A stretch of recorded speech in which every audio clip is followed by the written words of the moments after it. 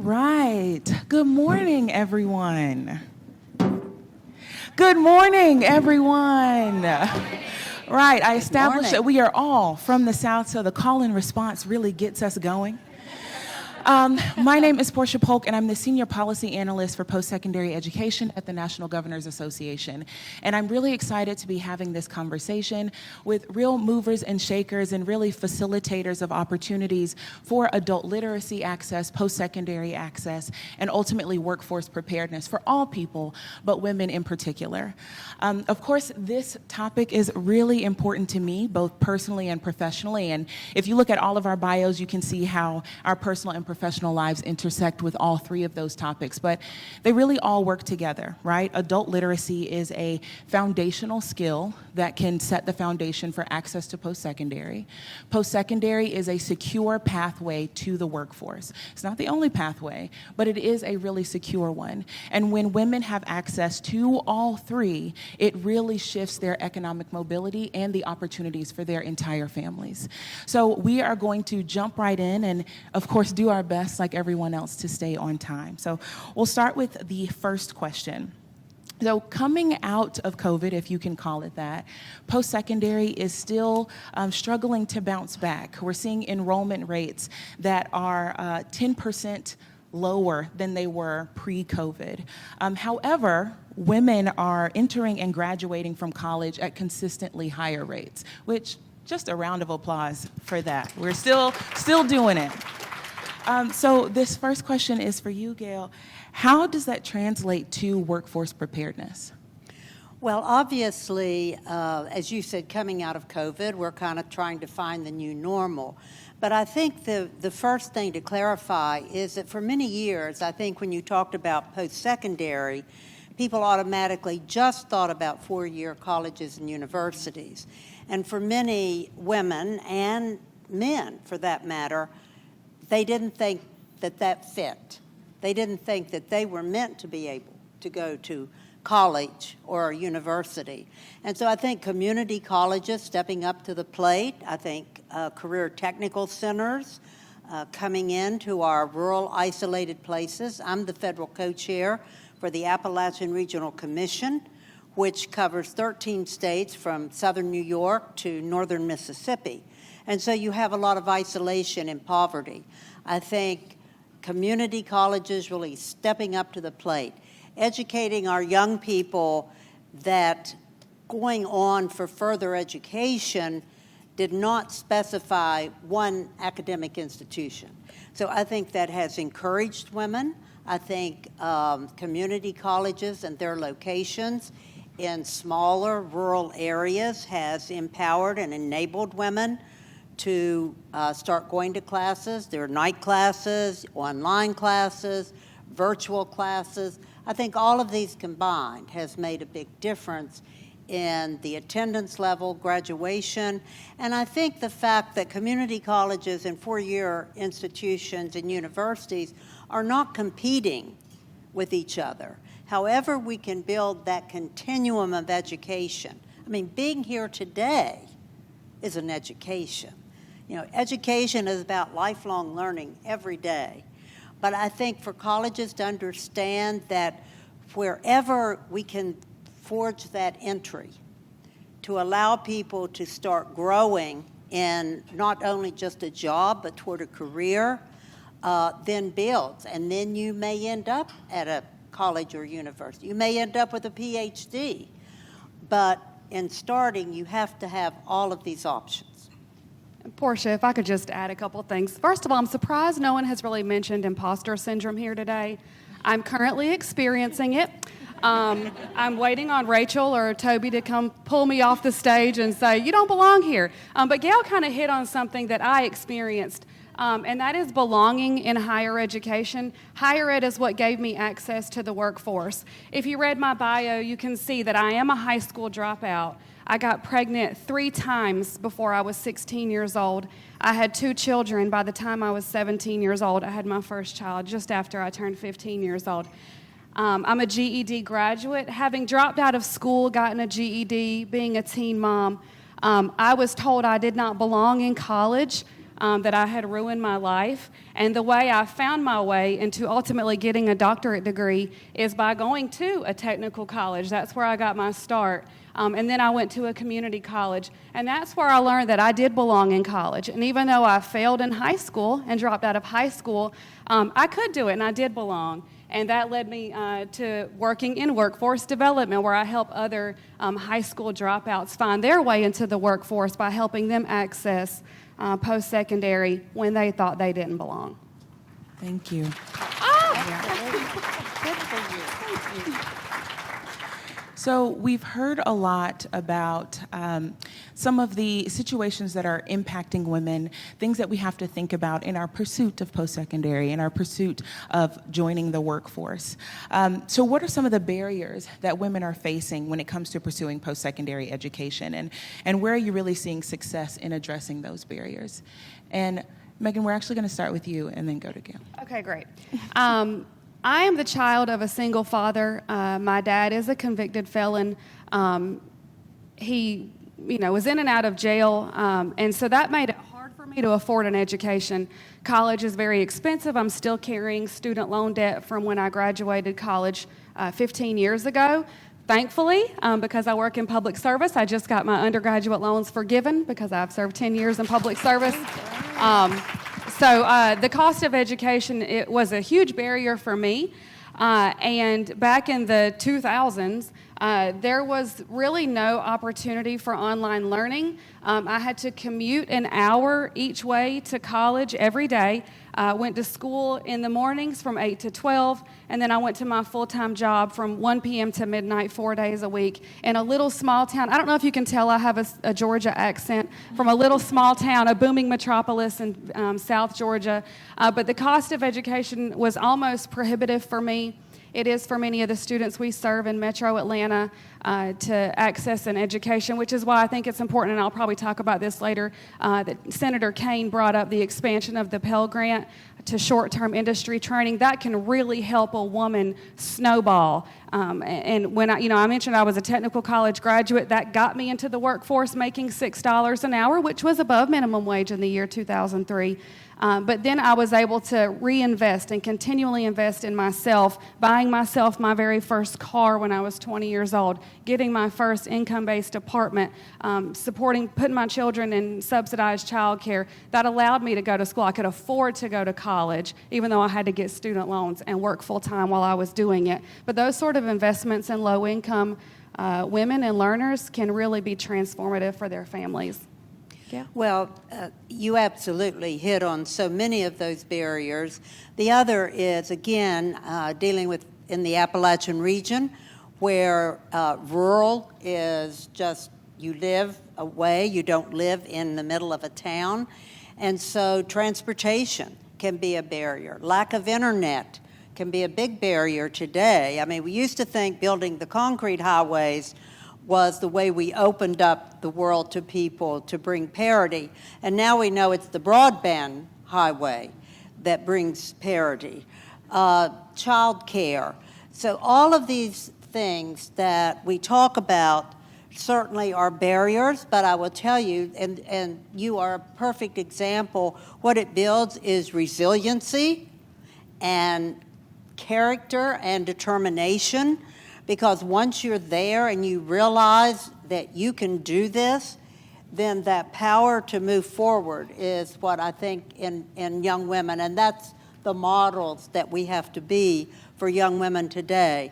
But I think those barriers all go back to, again, poverty, isolation, transportation, child care, lack of family support, and then a big inhibitor that we're all aware of is the opioid epidemic, and what that has done to our society and what that has done to particularly women. So all of those are forces, but we are still seem to be coming up against it and moving ahead. Thank you. You both made really great points, called out some big barriers, but I kind of want to shift to another huge barrier, and that's adult literacy. So when we think about low literacy, which is defined as having a third grade reading level or less, about 53% of adults are low literate. But when we think about no literacy, extremely low literacy, we see much higher numbers, but still a huge difference between men and women. About 90% of men are literate. About 83% of women are literate. And as I mentioned earlier, adult literacy can lead to post-secondary, which can lead to entering the workforce. And so this question is really for you, Meghan, around adult literacy. We have those numbers, but qualify what the state of adult literacy for women actually is, and how does that impact our economy? Okay, this is an area of passion for me, not only because I was formerly considered low literate, having dropped out of high school. Actually, I dropped out with an 8th grade education.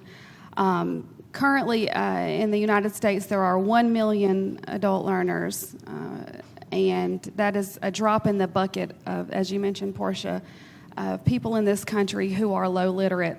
There are 43 million Americans who are low literate, and more of them, 63 million, nearly are low skilled in numeracy. And that can make it very hard to enter the workforce. In adult education, the students we serve are unemployed or not in the workforce. 60% of our learners are not in the workforce. The good news is employers are coming to us looking for a workforce, and that's what I've really seen in the time since we've seen this pandemic, is that more employers need employees because a lot of people are working, but our students seem to be the last ones working.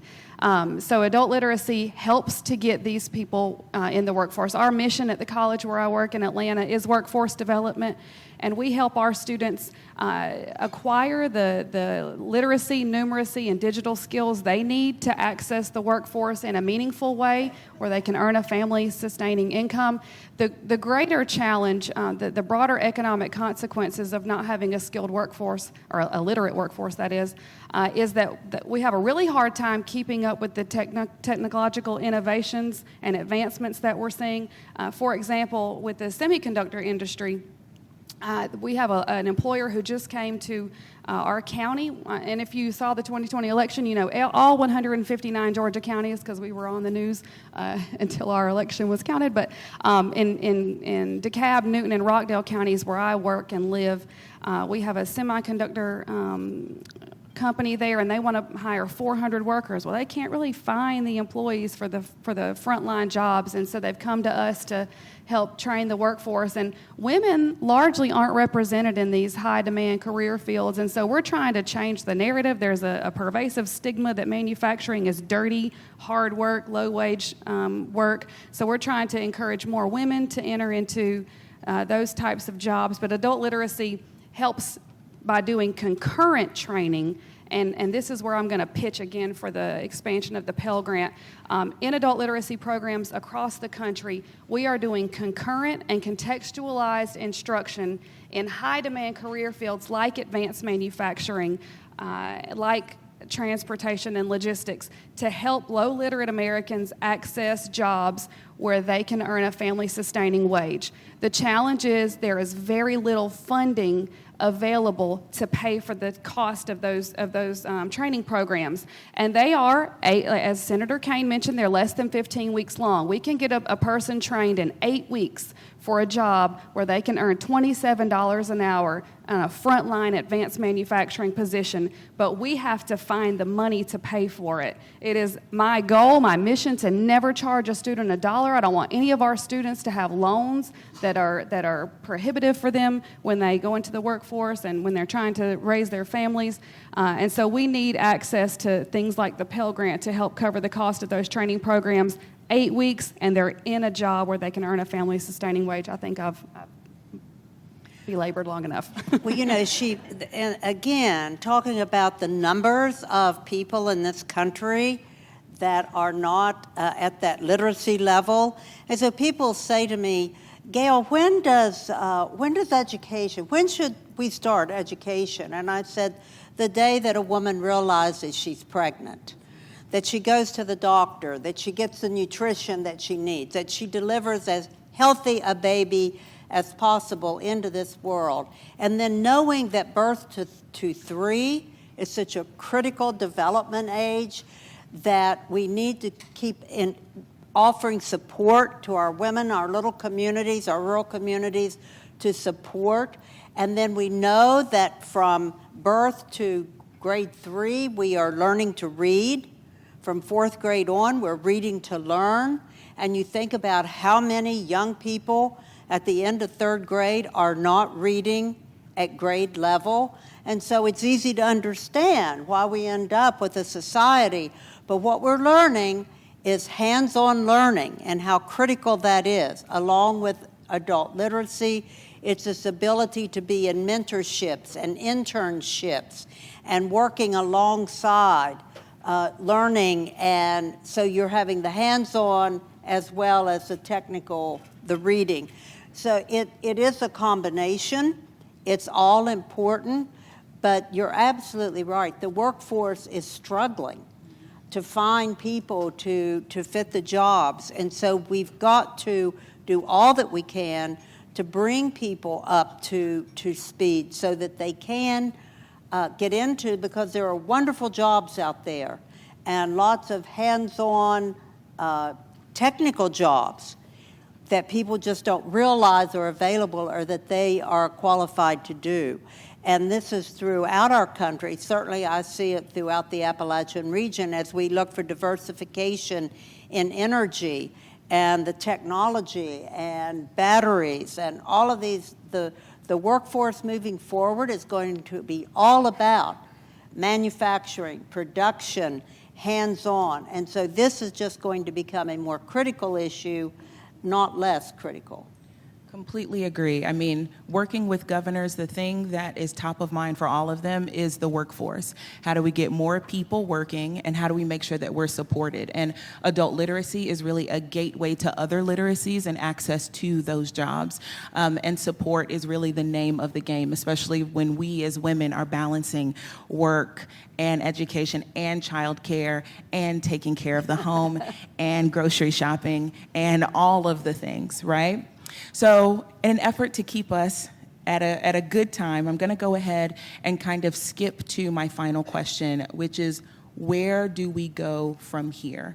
We're hearing about the need to support women and balance the workload along with education. We've talked about some of the barriers to being able to do so. So a mix of what your call to action is and what makes you hopeful on the path forward on this issue.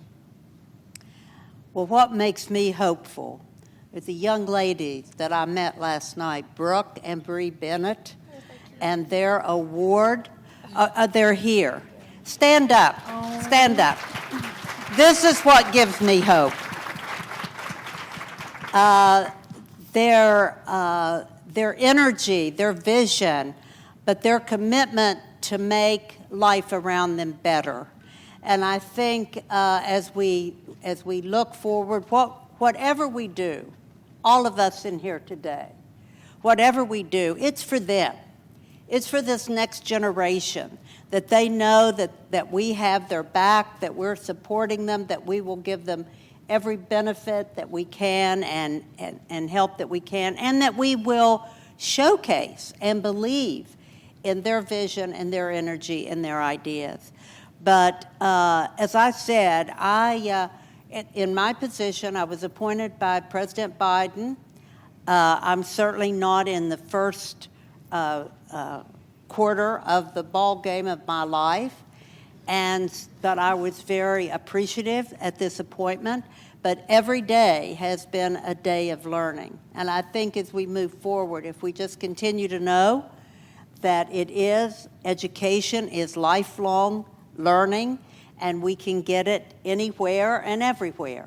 As I said, today is a great day in education for all of us, what we're learning, the remarkable women that we're having the opportunity to meet, and we just have to continue to be out there rallying groups, engage. I mean, wonderful, for support and for recruitment and for education and for modeling and for encouragement. So we just need to keep doing a lot more of the same. Thanks, Gayle. I have 40 seconds to ask for money. So I never leave an opportunity to not ask for something. So my ask and what I'm hopeful for is that Congress will continue to support adult literacy programs nationwide. I have less than 30 seconds. In the last fiscal year, we had a $25 million increase in appropriations for adult literacy programs. For FY24, we're hoping for $95 million or so, and that money is used to support, again, low literate learners who need access to the workforce so that they can earn a family-sustaining wage. So thank you so much. It was wonderful to be here. Thank you. Let's give our panelists a round of applause.